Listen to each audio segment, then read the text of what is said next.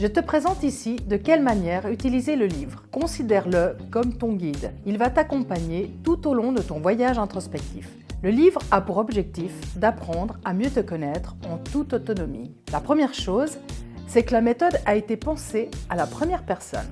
Parce que quand tu vas lire, par exemple, le premier thème, « Je m'autorise à ne pas m'affirmer », le « je » va te parler directement à toi et t'impliquer. Je reprends mon exemple, « Je m'autorise à ne pas m'affirmer ». Si tu t'affirmes très bien dans ta vie, cette phrase n'aura pas de résonance particulière pour toi et tu pourras passer au thème suivant. Cependant, si tu ressens quelque chose, c'est que tu dois suivre le processus pour en apprendre plus sur toi. Et le processus, il est en 5 étapes.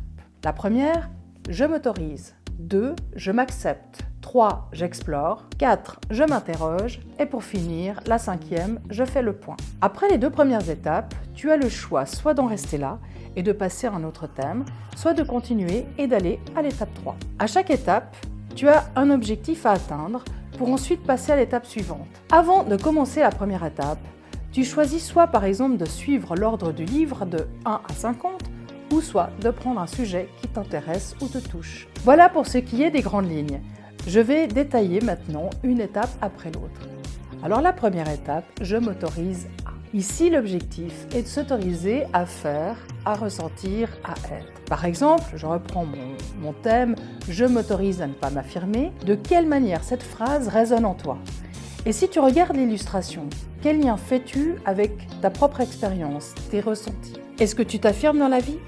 Note tout ce qui te passe par la tête, ou bien parle à haute voix et enregistre-toi avec ton smartphone. Prends du temps pour accueillir tout ce qu'il vient. La deuxième étape, je m'accepte. L'objectif est de s'accepter, de faire, de ressentir ou d'être. Lis les 3 phrases qui sont proposées et demande-toi si elles résonnent et de quelle manière elles te touchent. Prends conscience de tes réactions, de ton comportement, de tes limites, de tes doutes, de tes peurs. Accepte ce qui est sans jugement. Déculpabilise-toi et offre-toi de la bienveillance. Et ceci même si tu n'apprécies pas ce que tu vois ou ressens de toi. Si les phrases que je te propose ne te conviennent pas tout à fait, adapte-les à ta convenance. À la fin de ces 2 premières étapes, tu peux choisir d'en rester là ou de continuer. La 3e étape, j'explore. Là, changement de programme.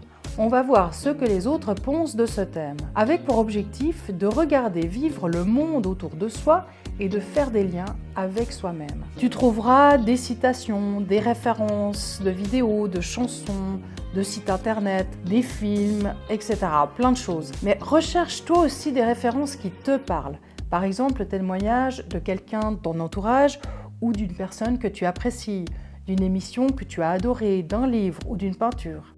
4e étape, je m'interroge. Ici, l'objectif est de prendre le temps de se poser pour répondre aux questions et comprendre un peu plus ton comportement, tes réactions, tes émotions.